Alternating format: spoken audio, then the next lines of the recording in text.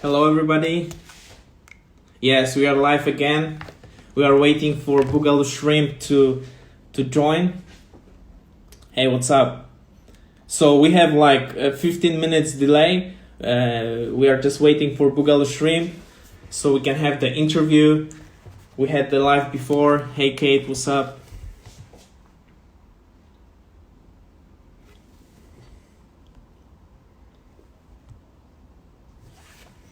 Okay, not everyone is used to like live, IG live, so we need to be patient and hope everything will be good. The Zoom class, for sure, we have already checked everything. So right now, we just need to wait for Shrimp to join Instagram and we will start an interview. It's going to be amazing. We have like many questions to talk about, like his history and beginnings. So everyone is so excited about it. Okay, let me check if he joined. Boogaloo Shrimp.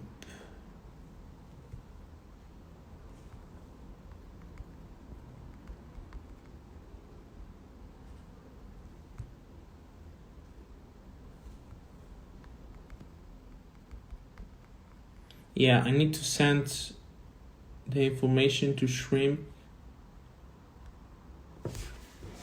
Yes, hello everybody. Yeah, if you joined later, I just said that we need to wait for Shrimp to join the interview. Oh. Okay, Boogaloo Shrimp is here. Go live with Shrimp. We're waiting for the connection. Okay, people.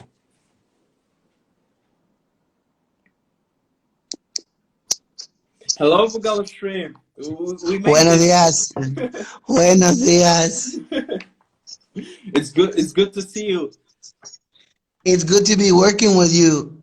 No, like really, like we were worried, like because you have so many also fan accounts, like people who admire your work that we didn't know. There's a reason, because for the record, it's not like I'm stuck on stupid, but when you have a name and you're not on technology, people for bragging rights, they like to grab names and use stuff and post stuff. The good thing is, yo no soy mentiras. I didn't say nothing because it didn't come from my mouth. So if there's a false page, they could be just, promoting me. But you know what? I'm just glad that you and the Infinite Force and the one, Devious and Kid Great Boogie, 1-8er. that you, yeah, 1-8ers have actually officialized something that I'm on, instead of the mentiras, Yo no soy mentiroso. Muchas gracias, le puedo ayudar. Thank you so much. I appreciate it.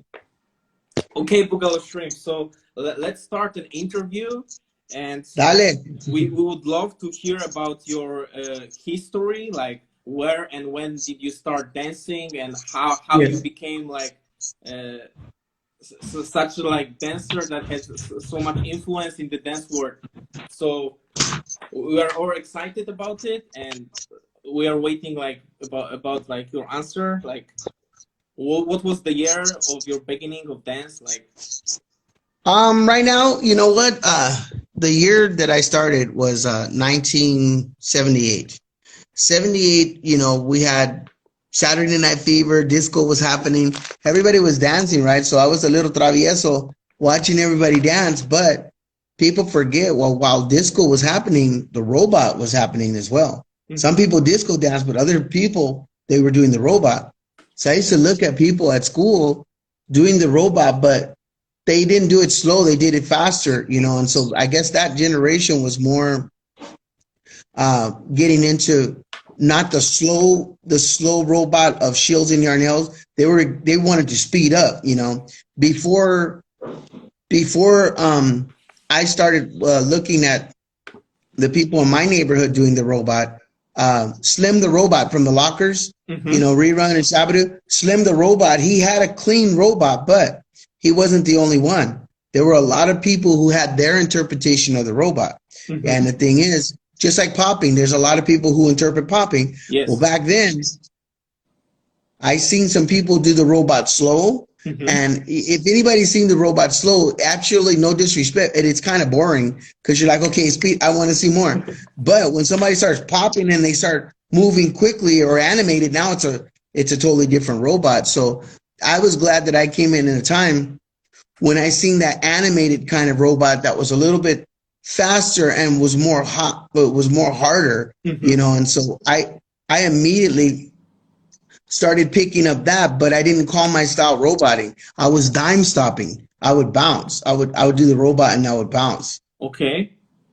And this was So it was like called a dime stop. uh-huh. And this was like 78, 79, right? Like seven, like 78 and 78 going into 79 because I mean, if we get the years right, when the movie Saturday Night Fever came out, it was probably the summertime. Mm-hmm. So after all that disco was happening towards the end of 78, while everybody was dancing, 1979, people were still dancing and Grease came out. And Mm-hmm. then boom, 1980, we were into New Wave. So those 2 years leaving the 70s, that was when I grabbed the dance and the whole world was dancing. So of course I was still on fire. They nobody told me to stop. I still wanted to dance.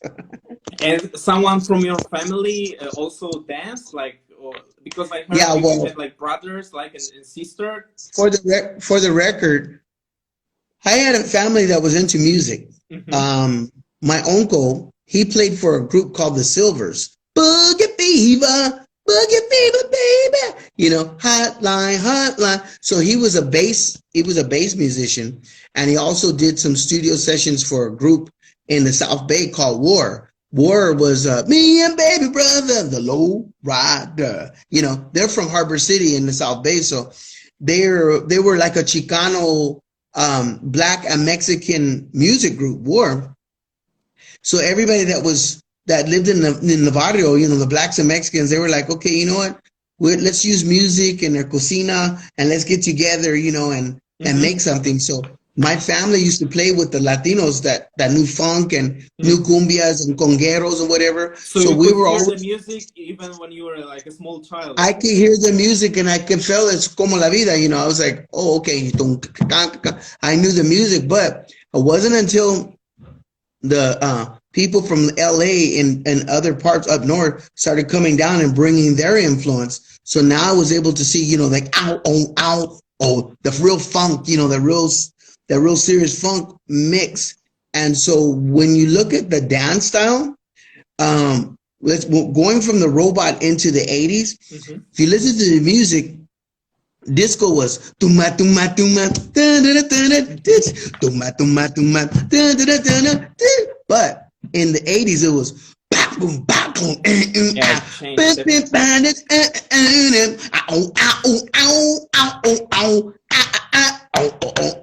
it was a little more bow, Mm-hmm. bow, you know, the bass and the snare. That's when people started hitting harder, like, it's a nasty beat. Bow, boom, bop, you know, here's a toast to the boogie. So, of Yes. course, you have to feel it, any kind of music. And then once you feel it, when you hear a sound, it's like, oh, you can close your eyes and you're dancing. Boom, you know, you're hitting. So I was interpreting music like other dancers. And I'm sure all the dancers can understand this. It's that saying, it's like, you know what? I'm feeling this song. It's your favorite song. It's that beat. There's something in the music that speaks to a dancer that brings the best out in the dancer. Even if the dancer doubts himself or Mm-hmm. herself, when you hear a certain song, that song calls to you and it's the greatest performance of your life and you don't remember it because it's all improv. It's just from the top of your head. People say, can you do that move again? Nah, I don't know, because you were on a vibe. Freestyle. Yeah. So the freestyle is a vibe. The best artist and the best master dancer is the one who can always be on point with that vibe. No Mm-hmm. matter what the song is, you just see you go into another world and you command whatever beat. That's a master right there.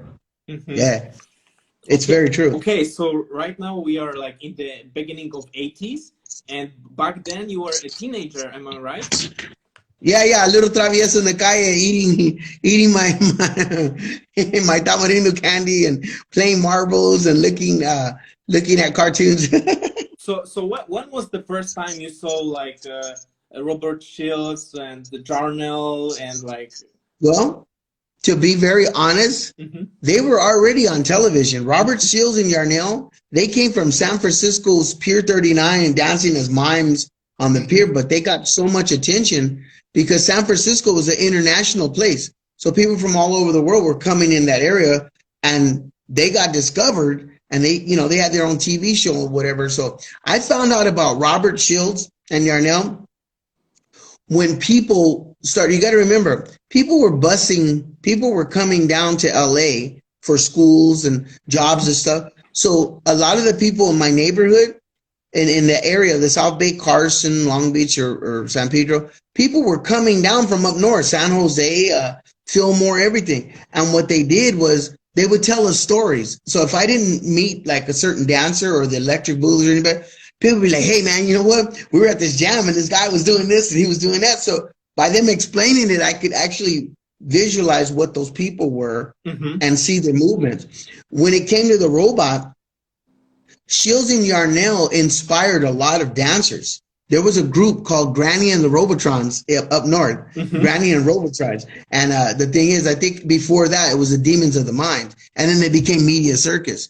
Media Circus was the junior group of Granny and the Robotrons and Demons on the Mind. So the thing is, all those people and that strut and their routines, all that style trickled down here. So some people, like the Blue City Strutters, the Samoan group, some of those people like the Blue City Strutters, they got the routines down and the strut style, the sticking. But when you look at some of the blacks that came up from up north, like Bopping Andre and Robot Prince, they had that robot on lock. And dime because what they stops were, and all. if you look at that dime stop of Bopping Andre and Robot Prince and Bopping Ron, the thing is, I have to say for the record, I really commend Popping Todd and Mad Chad, because they used to work out earlier with Bopping Andre. And there's something about when they studied under Bopping Andre, they got that pure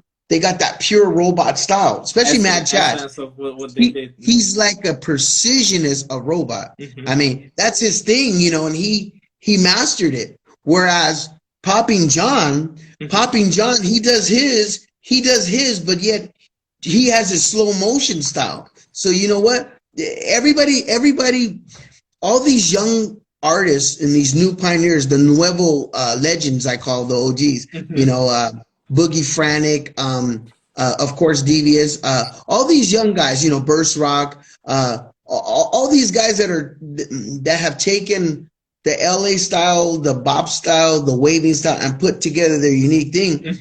Is like a new revolution, and so I just want to send it out. I respect all the dancers, I mean, I can't point to one. I'm not a favoritist, but I just want to make sure that I send that credit out to everybody that has taken those foundations but made a new style. That's much respect. I think it's like really being open-minded, like It's really interesting. Oh, yes. Okay, Boogaloo Shrimp. So we are in the beginning of 80s, and like Devious told me about some house parties and battles that were going on back then. Like, can you tell us more about it? Well, you know what? This is how it was. If you didn't have a lot of money, you had a lot of ganas. And the thing is, you just had to go for broke. Whether you win or lose, that's all you have was your ganas, right? So after school or during school, people used to make flyers and they would print them out. And during school hours, they would throw the flyers out and say, okay, there's a party over here, party over there.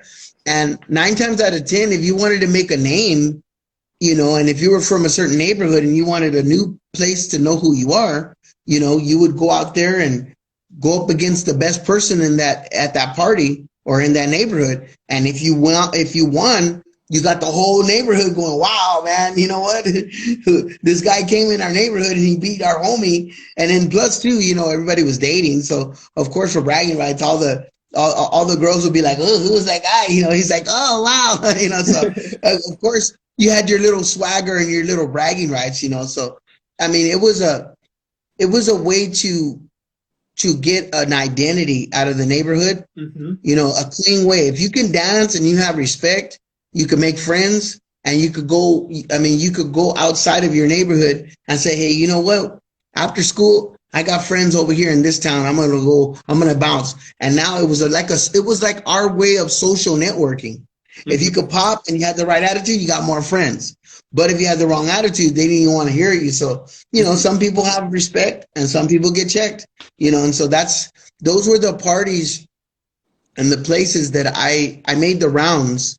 I came from the South Bay and I went all the way to East LA and to the Valley. I was even over in San Fernando, in that area. I went everywhere I could, just so that people knew my name. And in a short time, underground, they realized my name was Boogaloo Shrimp.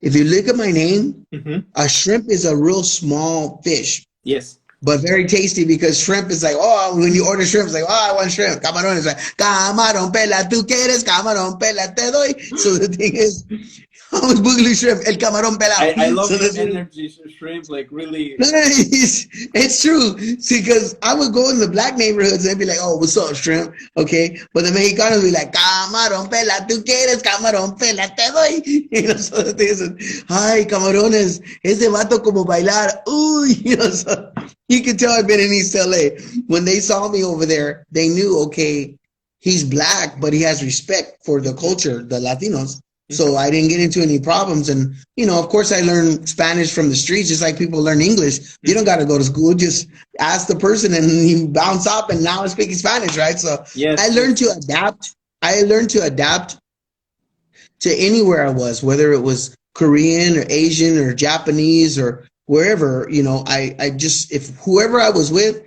I learned to adapt just to show respect to that culture and those other people. So I made a lot of friends.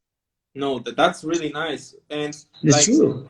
About these battles and on the backyards or like house parties, like, do you remember what was your most exciting or like the most memorable battle you had in your life? Yes.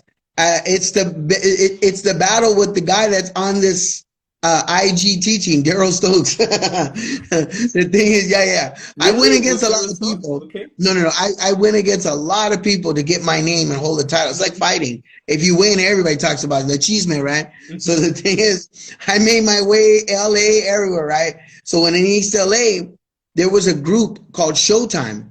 And it was with Cosmo, Tic Tac. There was Eminem and the two twins, Heckle and Jekyll, the white Heckle and Jekyll. So that was like East LA, El Monte, West Covina, that area. So then Eminem never liked me. So we were going to go head up and challenge each other at the skating ring. So then all of a sudden, I'm going up against a guy of my age. And he's like, okay, you know what? I can watch you. He's like, I'm going to get you. And I'm getting ready to go against him. And he's sick Darrell Stokes on me. So Darrell Stokes is from Pomona Groovatrons. Yes. So I didn't know who they were. And, I was like, okay, well, if I got to go, I got to go. It was the first time you have met Darrell. The first time I met him and the first time I seen him. But I was like, you know what? I came from the Calle. So you know what? Once you have ganas, you don't lose them. So I was like, all right, whatever. Let's go. Let's go. If you want it, let's go. Toma todos.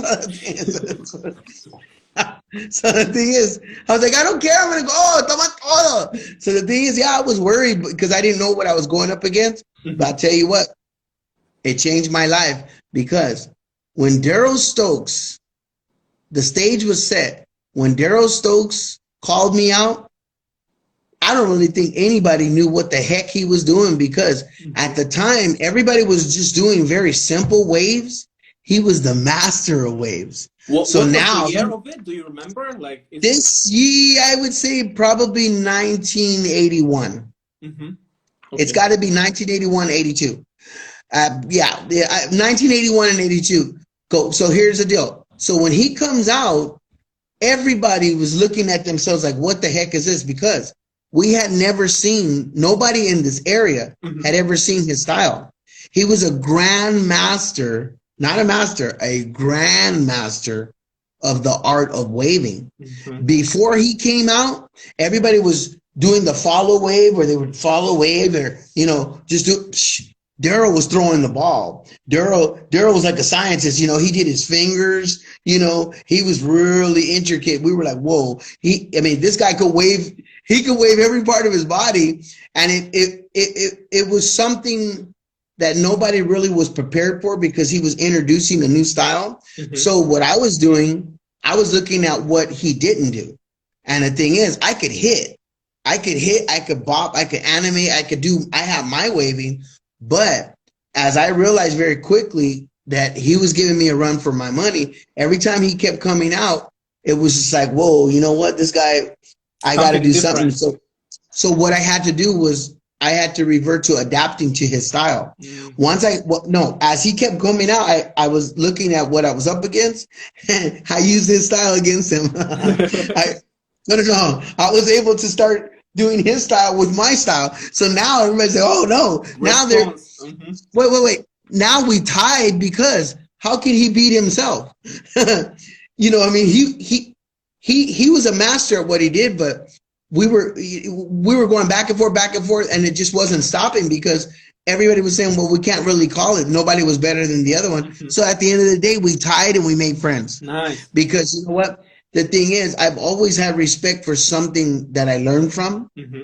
and we had the right attitude. It wasn't like, yeah, you suck, you know what? No. Mm-hmm. He made me step up my game. But that day that we battled, a lot of the people got introduced to Darrell Stokes' waving. Mm-hmm. You know, he changed the game. Everybody that he went against, or everybody that's ever seen him that he didn't teach, mm-hmm. you could see right after, okay, that's Stokes or that's a Groovatron, because he had a certain way of beginning waves and ending waves. And I mean, I remember Darrell. He's the first person some people would begin a wave from their arms. Mm-hmm. Darrell would kick his leg and throw a wave. He could kick his wave, boom. You know, he could do his hat, boom, and throw a wave. I mean, he threw his jacket. You know, he was just a master of waves. He opened up everybody's mind to new possibilities, mm-hmm. you know, and so. And it's insane that we also invited him. We didn't know about this battle, and tomorrow we'll also talk with Darrell about his Pomona history, and it's crazy how it connects. It's really well, it even gets better. Right after we battled, I went my way and he went his way, right? But mm-hmm. now when Hollywood jobs started coming out, him and I both were on our first music video for the Gap Band, the music group, the Gap Band. Mm-hmm. Yes. When music videos were coming out, he showed up at a music video, and I'm like, oh, let's go in together. So we both went in together for this job, and we got the part for the Gap Band's video, Party Train. So if you see that video, if you look it up on YouTube, the Gap Band Party Train, everybody's dancing on Venice Beach in a boxing ring, and me and Darrell, we throw the ball to each other. I go, boom, I throw it to him, and he does it.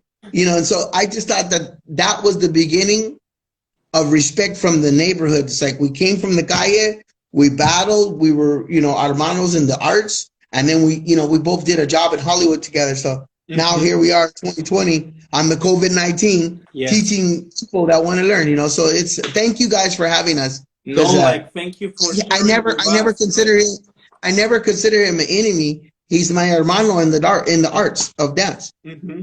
Okay, Boogaloo Shrimp. So maybe you can tell us a little bit about Moonwalk and Backslide, because these are the moves that you are very well known of. Well, here's the deal. The backslide mm-hmm. was a step that everybody was doing. I mean, that was just a way. Usually when you dance and people are watching, the backslide is this, right? It's just like. Exactly. Mm-hmm. The backslide is when you go backwards, back and then slide. Mm-hmm. Most people, when they would see Michael Jackson, they didn't never use the word backslide, because the media, when Michael Jackson did it, mm-hmm. the media was, oh my God, he looks like he's walking on the moon. He's moonwalking. Okay. That was like some press guy going, well, what did you see? Well, actually that guy from Motown, he was simulating moonwalking. So I think, we'll just put that in there. What did he do? Well, he was moonwalking at Motown 25. Yeah. I like that. So no. You know how writers are. Word. Yeah. So they. Once people put something, it's gone, right? So mm-hmm. yeah, I think we're gonna call it. He was moonwalking on Motown 25. So they ran with that word moonwalk, mm-hmm. but most dancers knew that it was the backslide. So the thing that Michael Jackson introduced was the backslide, and that was a step that I had mastered, just because some people were doing it and they didn't really, they did it. If you look at people that would do it, Some people would just do a few steps and stop. I kept gliding. I kept going. I was like Forrest Gump. Run, Forrest. No. Once I went, they're like, Michael, you could stop. I was already on 2 blocks. Yes, like I was going even to. Divya said it like before our interview that there was like some McDonald's commercials and you could literally just backslide the whole block and What was that? What was that?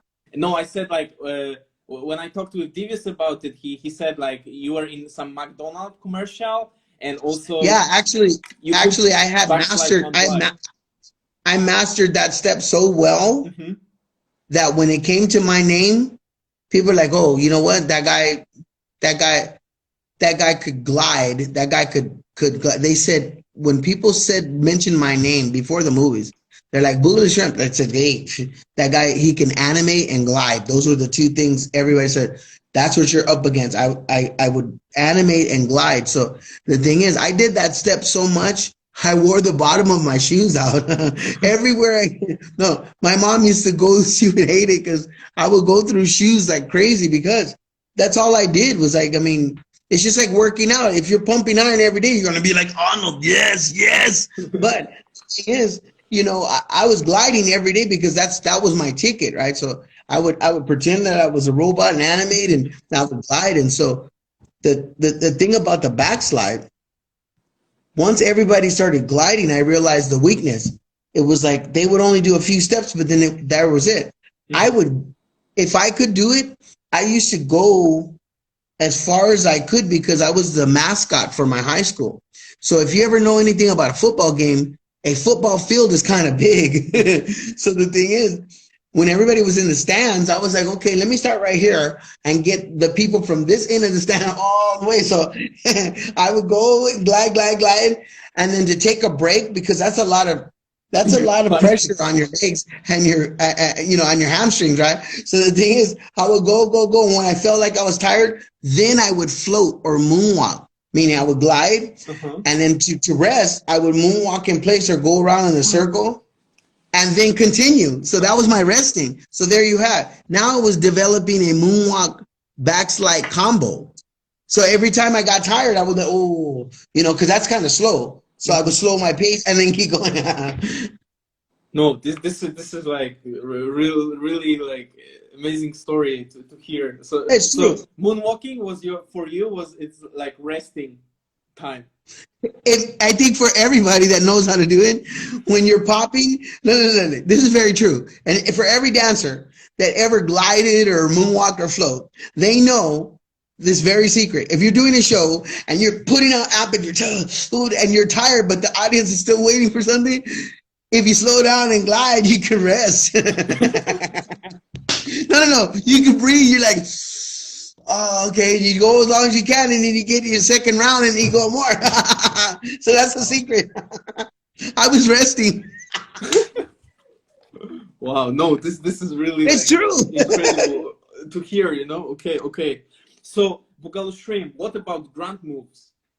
Who? What about grunt moves? Okay, here we go. For the record, dun, dun, dun, dun, la. Let's give Bruno Falcon, Popping Taco, some credit. Yes. When this guy, Bruno Falcon, came on the dance floor and battled, he was the master of popping ground moves. Ground moves in the later 80s, when New York came into the game and b-boying and popping became an art of hip-hop, the thing is, before that fusion, ground moves in New York was, first they would do the up rock and then they would do the footwork and then they would freeze. That's the b-boys, flavor and the hip hop elements. Much respect to the, all the b-boys and the b-girls from the East Coast. But on the West Coast, the first person I ever seen do ground moves with popping was Popping Taco. Popping Taco, that was his nickname, but for the record, his family name is Bruno Falcon by way of Texas. So Bruno, he used to work out with the Electric Boogaloos. He was a Latino guy from the neighborhood hanging out with Morenos. And the thing is, they took him in because through dance, there was no cultural difference. So, he's a little Latino guy from Texas. Hey, y'all, hey, baby, ¿qué pasó? Tara was your mulato, right? So he's hanging out, a Tejano Latino from Texas. He's hanging out with these really serious black guys, Poppin' Pete, Boogaloo Sam, Creepin' Sid, all these guys. Also legendary. And he learned that original style, right? Mm-hmm. But what Bruno did, he didn't just hang out with the Boogaloos, he hung out with the mysterious poppers. So Darrell King Cobra, the snaking, all that stuff that you see Taco do where he's just snaking, he hang out with that group too. So now Bruno was forming his own style. Mm-hmm. He could do the Cobra, he could stick, he had that Boogaloo style, but like Pete. And when it came to ground moves, Bruno was the first person that I ever seen in a battle. When people would challenge him, he would look at him and he would shoot down to the ground. Wow. And like a snake, he would do the Cobra and kind of go around in circles, on the ground. And all this, I mean, some of his waves, he looked like he was going into convulsions. He was doing all this wonderful stuff on the ground. He would even King Tut on the floor, and you could see it. If you were standing above him, you could see the lines of his King Tut. He did everything on the ground. And the thing is, I had never, ever seen a dancer until him go from the top to the ground with popping. Mm-hmm. And in matter of fact, there was a move called the corkscrew. The first person that I seen that was Cobra, Donald DeVoe from the Blue City Strutters. There was a thing called a corkscrew where you stand up, you put one leg behind the other leg, and you go down and you spin up like a corkscrew. Mm-hmm. So it's like a coin. The corkscrews, you put one leg into the other one and you spin up. So Donald used to pop, boom, boom, from the Blue City Strutters and go into the corkscrew, and boom, he would beat people because he would go to the floor and come back up. Well, Popping Taco, Bruno Falcon, he would go and do the corkscrew, but then instead of coming up, he would keep going and spinning like a top on the ground, mm-hmm. but in a popping way. Yeah, it wasn't breakdancing. When I say spinning, he was turning around like waving, like Cobra, mm-hmm. spinning like a top, but with waving. So and then Bruno was the first person that I see do the worm. He would lay flat like a plank on his back, mm-hmm. on the floor, and he would do a wave, and it would go through his head, and he would be doing a worm like a vibura. It would be like he's going across the floor like that. So the ground moves were another level that raised the bar of popping, mm-hmm. because before ground moves were introduced, people were just popping, but they stayed, standing up. And Taco was the first person, like you saw that. He was the first person I saw, but you know what? Out of respect to everybody else that you find that has their story, maybe there's somebody that I don't know that introduced. It was so ground many stuff. Things going on, like it was a movement back then. So yeah. So I'm saying it respectfully. I'm not saying okay, this is the truth. No, it's not la verdad. It's my truth from what you just asked me. Mm-hmm. The first person that I saw to go on the ground and pop was Bruno Falcon, and he deserves that credit. And after seeing him, you also realized, okay, so right now I can go on the ground and try something. Like this is when it. Yeah, and the only reason that I made that analogy, there was a big important competition when we were talking about house parties and battles. Mm-hmm. Uncle Jam's Army had Chris Glove, Egyptian Lover. Mm-hmm. Uncle Jam's Army was like a funk dance event. It was like a place where people heard that kind of electronic funk music, and the dancers would come from all over to dance to that music. So Egyptian Lover, Chris Glove, the glove on the wheels of steel, he's reckless. They were playing the music, and so all these poppers came to Long Beach, California, to the convention center. Mm-hmm. So it looked like a scene from The Warriors. It's like all these people from all these neighborhoods, all in the stadium, and they were all dancers. Mm-hmm. So when I seen Popping Taco go out in the cypher, we were watching him. He put his style up against everybody, and everybody, whoa, what is this? So he was going up against the Unique Dominoes, the LA Bopper style. I mean, he threw everything in the kitchen sink out there. But at the end of the day, when I seen the styles that commanded, mm-hmm. I knew who I wanted to be as a dancer. Mm-hmm. I was introduced to the LA bop style, which Deuce Bopatron, bam, bam, triplet, Dooney, that bop style, Robot Prince. I was introduced to the Boogaloo style by way of Bruno, mm-hmm. because at the time, Poppin' Pete and Boogaloo Sam, you know, I mean, I can understand they didn't really have to talk to anybody because they were already stars. You know, they were on Soul Train, they were with Shabadoo, they, you know, they were touring, and so they, you know, they came to the neighborhood, but they were a big deal, so they It didn't have was to like talk to beginning of somebody. 80s, like. Yes, yes, I would say like Uncle Jam's Army could have been like 80, 81. Mhm. That's when I started seeing, because the years that I started practicing and I got better was after that. Uncle Jam's Army, I didn't really dance. I just kind of went just to look and meet people. Mhm. So when I met Bruno and I seen all this stuff, him and I, after that Uncle Jam's Army, we started working out. I made it a point to come to Long Beach. I came to Long Beach like almost every day. I wanted to live there, but his mom's like, "Hey, you know what?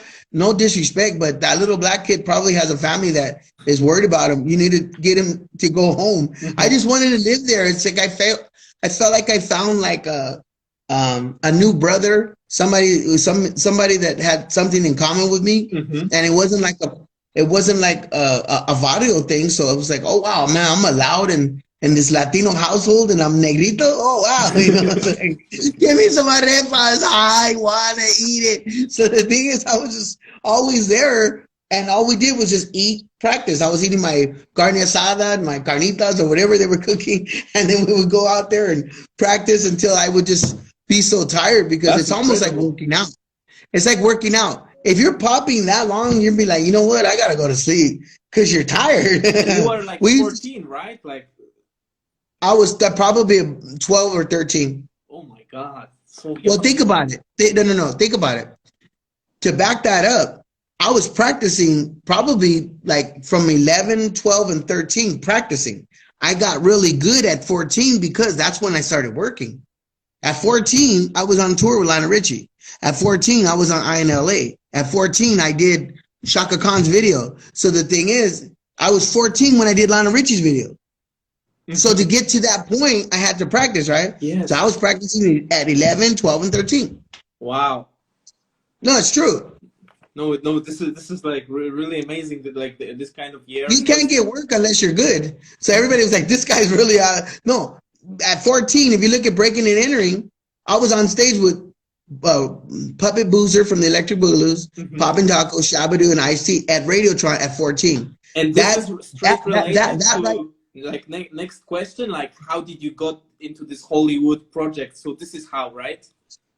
Look, there was no golden ticket. You had to carry your weight. This is a grown man's game. So the thing is, I had battled so much and I had practiced so much that I was rolling with the masters of the dance. Mm-hmm. To be honored and be on their level, you had to be really good. So the thing is, they saw something in me and were like, hey, you could roll with us because you're like, I stepped my game up. Mm-hmm. So the thing is, it's like most people, if you're a little travieso, they're like, okay, you know what? This is a romance game. Go play with your bike and go watch your cartoons or your novelas or whatever. Mm-hmm. We got things to do. But because I handled my own, they all wanted me around them because Mm-hmm. I helped them step up their game, right? And plus, we became compañeros, we became friends. So the thing is, it was almost like, okay, we came from nothing, and now this is our ticket. We're all gonna go. You know, if I go, we all go. You know, and so me and Taco were from pretty much the same neighborhood, the South Bay. I grew up in Wilmington. He was grew up in Long Beach, so we were the South Bay kids. And then Carson was the Samoans, Donald DeVoe and Jack and Charlie. And so just above there was Compton. You know, he had Tick-A-Lot and all the dancers from Compton. So we were all in this little pocket, but that's a long way from Hollywood. Mm-hmm. So the thing is, once those jobs started coming, we all knew each other. We were like, hey, you know what?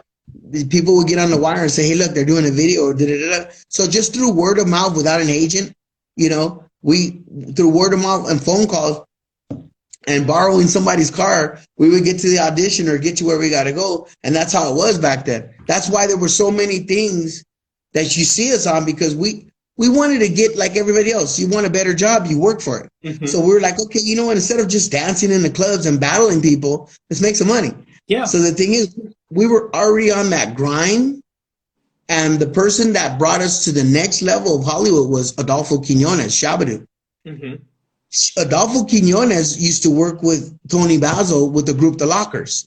They were like the first professional street dance group, that we were introduced to. Mm-hmm. So the thing is, Tony Basil and Rerun and Shabadoo and all them, they were already on television, touring the world, doing a lot of stuff. So once they understood our talent, he was looking to try to work more in the 80s. So Shabadoo put together what he called the Shabadoo crew. It was me, Ana Sanchez, Lollipop, Vidal Rodriguez, Little Coco, and Popping Taco. And the thing is, he kind of took us under his wing. Mm-hmm. And when we went to Hollywood to an audition, we commanded a job because we all had different styles. But the thing that we had in common is we knew how to do routines together. Mm-hmm. So Shabadoo was able to go, okay, you know what? Boom, let's go over here. And those jobs that we did with Shabadoo. The first job that we did with Shabadoo was breaking and entering. Well, no. I'm sorry. The first job that we officially did with Shabadoo was the Lionel Richie tour. When Shabadoo got the job for Lionel Richie, mm-hmm. we all went and we auditioned and we got the part. If you look at Lionel Richie's All Night Long video, mm-hmm. it's me, Taco, and Anna. Me, Taco, Anna, and Shabadoo are in that video. So after the video, they asked us to go on tour. So on the tour, it was me, Shabadoo, and Taco doing routines for 9 months on the road. 9 months. So that's a long time as well. Well, 9 months. 9 months is a long time to get your routine down. So and become a skilled, seasoned professional. Because mm-hmm. every night we had to get in a wardrobe. We had to be on time. So we learned a lot about business etiquette. Mm-hmm. About being on time, professionalism. Yes. Now it raised the bar from just being on the streets, but we're with a mega pop star. I mean, Lionel Richie won Grammys and awards all that year, so every show was like at the top of its game. So we were now introduced to being professional dancers. Mm-hmm. Okay. And like it was so until when was there all these movies like Breaking 1, Breaking 2? Like it was middle of 80s and late 80s, right? 1984 mm-hmm. was the year that we got the film. We auditioned. We didn't get it, but we all went in, we read for it, and we auditioned for the record. And we were good enough that they hired us. There was no freebies. So, and matter of fact, even if we got connections to get on the film, mm-hmm. filming that movie, everything's documented. By the time everybody saw the movie, each of us had different styles. Popping Taco carried his weight, Shabadoo did his, and I carried my own. So, mm-hmm. For the record, there was no favoritism or, this person was looking out for me, whatever. At the end of the day, talent always rules. So with our talents, we proved ourselves. So 1984 was when we did the movie and we auditioned for it and we got the part. But the thing is, around that time, just before the movie Breaking, mm-hmm. we were already on a 9-month world tour with Lionel Richie. So 9 months is a long time to have chemistry and to be hanging out and actually make friends and have like a certain rhythm because you're hanging with somebody. So we had that energy and we brought that into the audition. So of course, they were looking for Turbo and Ozone, the characters. Me and Shabadoo, we were laughing and joking and being silly, and we already had this little tightness. So they said, you know what? That's Turbo and Ozone right there, because that little guy, he's always ready to go. He's always on fire. Yes. So instead of Boogaloo Shrimp, there was that's why I have this. See what this says? Israel? Mm-hmm. Israel? See that? Yes. I wear this hat because right now we live in a time where everybody's racially, there's a racial thing going on. I feel like this. Some people go, dang, you're black. Why you speak Spanish? Well, because Spanish people speak English. So the thing is, you're only as good as the people you're around. There are so no I grew boundaries, and we should not make any. You know what? The last time I heard in any Bible, Jesus Christ died for everybody. He didn't care what color you were. God's son died for everyone.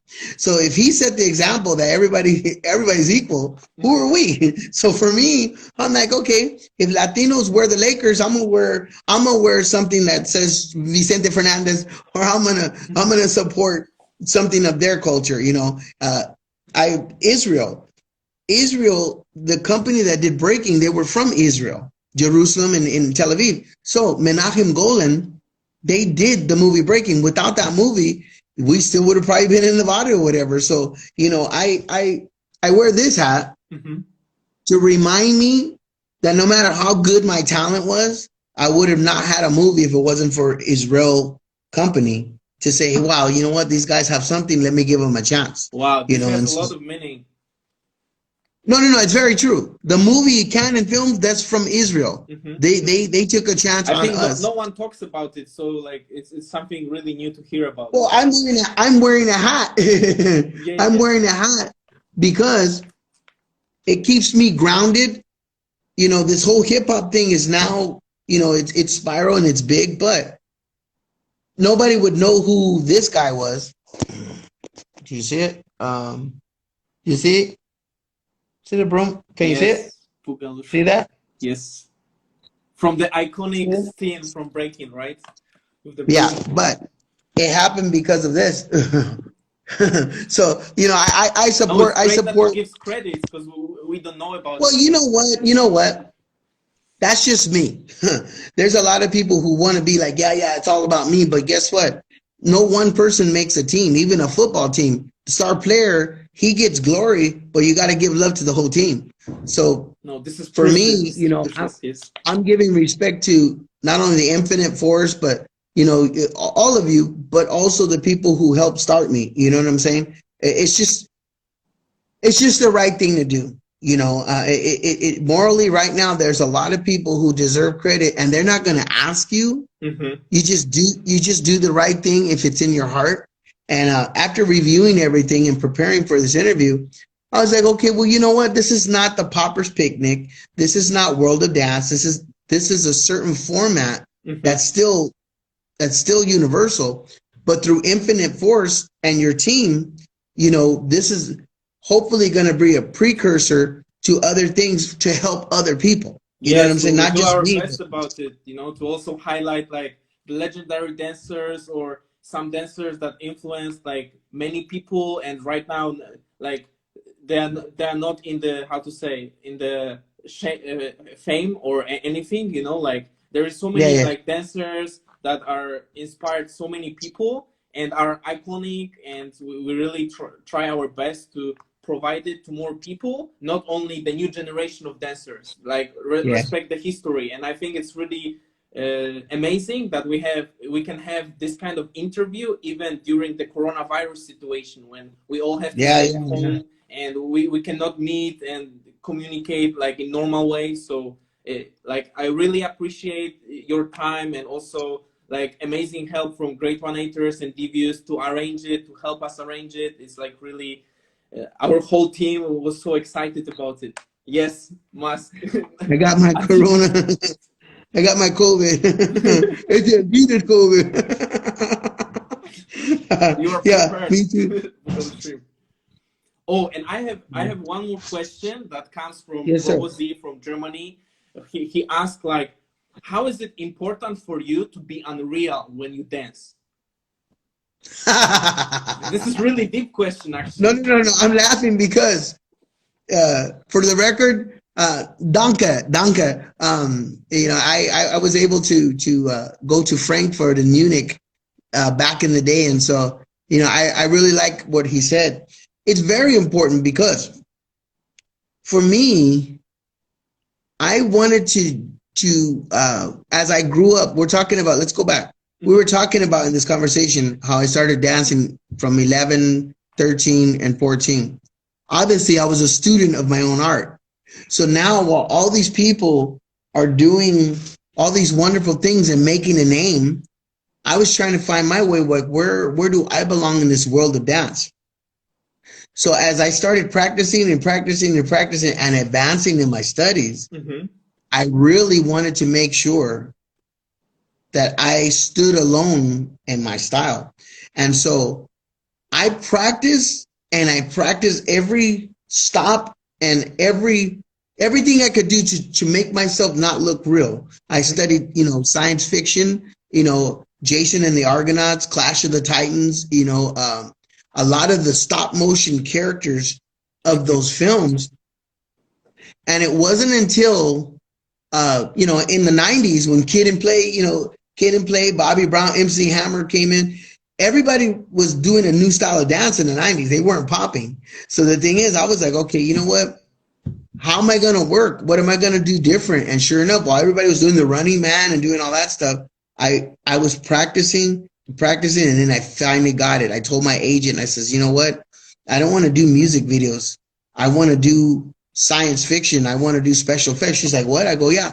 See if you can give me an audition where I can play a character like Star Wars or like C-3PO or whatever. And sure enough, I was able to get a job in one of the Bill and Ted's movies. Bill and Ted's like Totally Excellent Adventure. Like, yeah, man. Keanu Reeves and Alex Winters. Like, yeah. Was that costume heavy? Because it was like so much iron on it. And when I got the audition for Bill and Ted's, me and Bruno got hired for the robots, the Good Bill robot. When we went to the audition, we looked at each other like, oh man, this is going to be a long production because they actually put metal parts. I'm not going to say cheap. That was an under budget production. So they cut costs and they did what they could. So the special effects guys, they actually got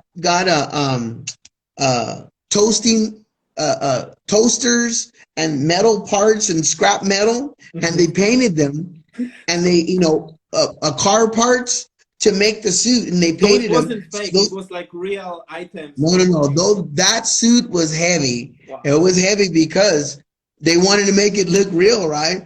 But the thing is, me and Bruno, it was a job, so we had to work with the suit and see what we could do. Because we were limited of what we could and couldn't do. Yeah, so that's why when you look at the movie Bill and Ted's, me and Bruno don't really move that much. We just kind of do like some hits, bow, bow, bow, but we're not really going off. But back to the question for the guy from Germany, the best thing that happened with that time when I finally got the Bill and Ted's Bogus Journey movie, now my agent was going, okay, now I got a commission from my client because she got 10% from that job. So now she was looking at Julie McDonald. She started looking for other jobs. So then I was able to do The Cat in Opposites Attract when Paula Abdul came out with her video, Opposites Attract. 2 steps forward, I take 2 steps back. We come together from opposite. They were looking for a dancer that had personality, that could do facial expressions, you know, and that's so Paula Abdul, when I came in that audition, I wasn't just popping. They were looking at my face and they were looking at my eyebrows and, you know, how I would smile. And the animators animated my face and put me in a cat. So now I went from playing a robot to green screen, still special effects. And being a popper, I was introducing myself to another work, you know, in special effects. After we did Opposites Attract, I was able to put the steps together for Bart Simpson, for the Simpsons singing, you know, Bart and Lisa, Homer. So the thing is, Michael Jackson wrote the song, everybody, if you can, do the Bartman, shake it, do the Bartman, do the Bartman. If you're cool like Michael Jackson. Michael Jackson wrote a song for Bart Simpson, but they needed a step called the Bartman. So me and Michael, we worked out the choreography for Bart Simpson at Neverland. So Michael's like, oh, okay. So here's the song. So how's Bart gonna move? So me and Michael are working out. Hopefully that video will come out. The behind the scenes. I mean, I literally was working out the choreography with Michael in Neverland. You know, he wrote the song. Everybody, if you can, do the Bartman, shake it up, do the Bartman, do the Bartman. And the thing is, what was the year of that? Oh, that was 1990. 1990. Okay.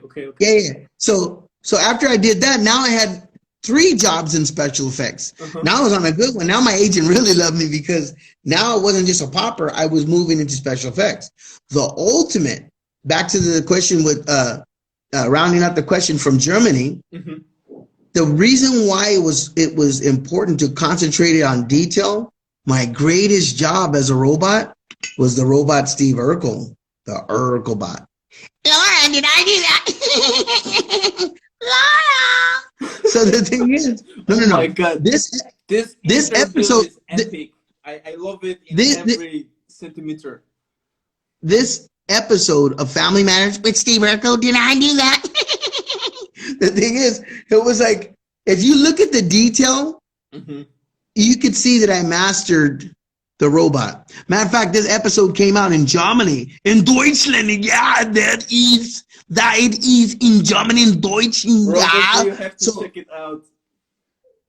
all you have to do is just go on YouTube and look under Family Matters Robo Nerd. Mm-hmm. And back to his question, all the years of me practicing detail got me a job with Warner Brothers as the Steve Urkel robot. And not only did I do one, I did part two. So you know what? Detail was always important, but once I got this, I realized there was nobody who could contest that I got lucky from doing the movie Breaking. I was on a journey, man. I was on a journey, okay? From working with Michael Jackson to Paula Abdul to doing Breaking, to doing Breaking and Entering, to doing the robot Steve Urkel, to doing Bill and Ted's. That's a career, with my art. And I have to give it up again to the Soulbotics crew, Devious, Frantic, all the new generation of dancers, Popping Todd, because Burst Rock, because everybody took the foundations of the past and they all made their own way. When I see Devious dance and I see Frantic and I see Johnny Five, I see Burst Rock, I see Popping John, I see Mad Chat, I see techniques, but they're the new level. They have their new style, and so but it makes me still respect the roots, and I think this is really important. You know what? I was so happy from a distance when I seen before this COVID-19. It just seemed like a few years ago when the internet and the social media happened, everybody was roboting and animating from the Jabberwockies to the LXD. It's like, everybody started getting into that animation, that robot, that liquid, that thing. And we saw some wonderful, wonderful solos and new possibilities, and when I look back, that's how come I have a certain respect for, the newer generation, because I always felt like kicked to the curb. It's like there was always this one style or somebody else getting credit for this one pure style, and that's it. Like all the years of the work that I did was just like nothing, right? So this whole movement, that's it. It's not but the whole new generation of robotics and people who were inspired make me feel like the new Shields because Shields and Yarnell and Granny and the Robotron, they inspired me and others. But now with my work from Urkelbot,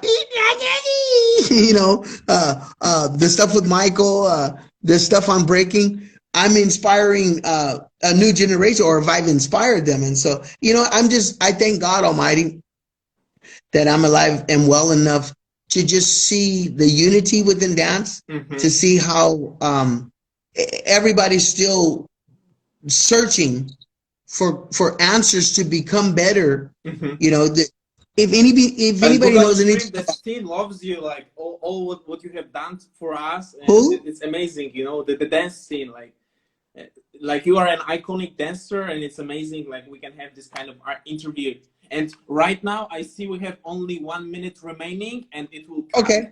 So, Boogaloo Shrimp, I want to thank you so much in the name of everyone who is taking part in it for having this interview. I think it was so much informative and educational for all of us. It's like, I'm thankful in the name of everyone who is here right now. And what can I say? Like, we should right now prepare for the Zoom class. And we can start in around 10-15 minutes. We don't need to rush. People will understand that we had this interview and it was so much going on that, really, I appreciate your time, Boogaloo Shrimp. Thank you so much.